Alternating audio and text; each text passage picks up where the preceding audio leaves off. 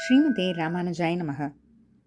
மூகம் கரோதி வாசாலம் பங்கும் லங்கயதே கிரிம் யத்கிருபாதமஹம் வந்தே பரமானந்த மாதவம்.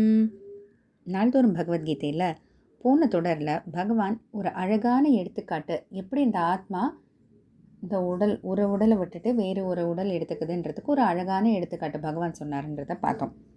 இப்போ அடுத்து ஆத்மா அழியாததுன்னு சொல்கிறாங்களே, என்ன செஞ்சாலும் அழியாதா அப்படின்னு கேட்டால் அதுக்கான பதில்கள் தான் 23 மற்றும் 24வது ஸ்லோகங்கள்.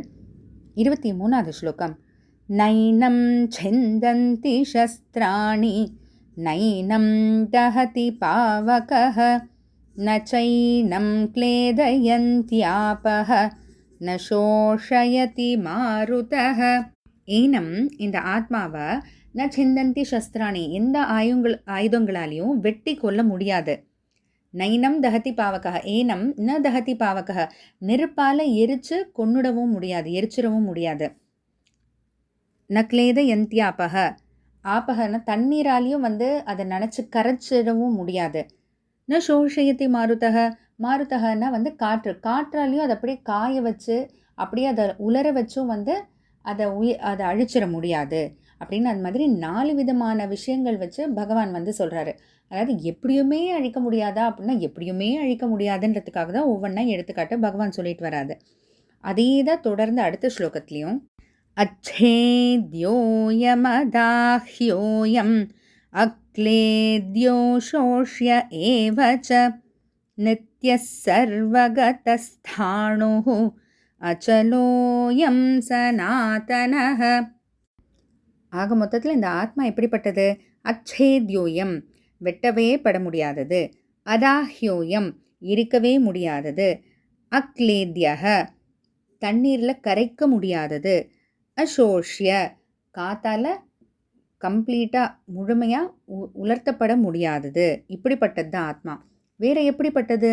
ஏன்னா இப்படிப்பட்டதெல்லாம் இல்லைன்னு சொல்லியாச்சு. வெட்ட முடியாது, எரிக்க முடியாது, கரைக்க முடியாது, உலர வைக்க முடியாதுன்னு. வேறு எப்படிப்பட்டது தான் ஆத்மா அப்படின்னு கேட்டால், நித்தியக, எப்போதும் இருக்கக்கூடியது.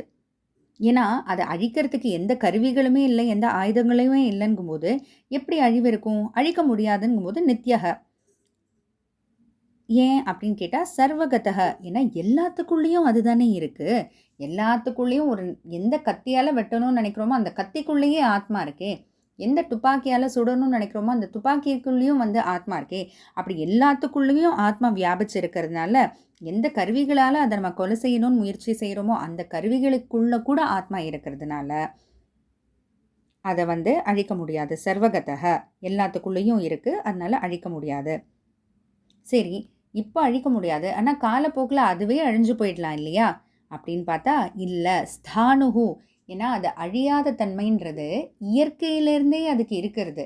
அதனால் காலப்போக்குலேயும் அது அழிஞ்சு போயிடாது. அச்சலக, தன்னுடைய ஸ்வபாவமான அந்த அறிவுன்றது மாறவே மாறாது. அறிவே உருவன்றது எப்போதும் இருக்கக்கூடியது அதுக்கு, அதனால் அசைக்க முடியாதது அது.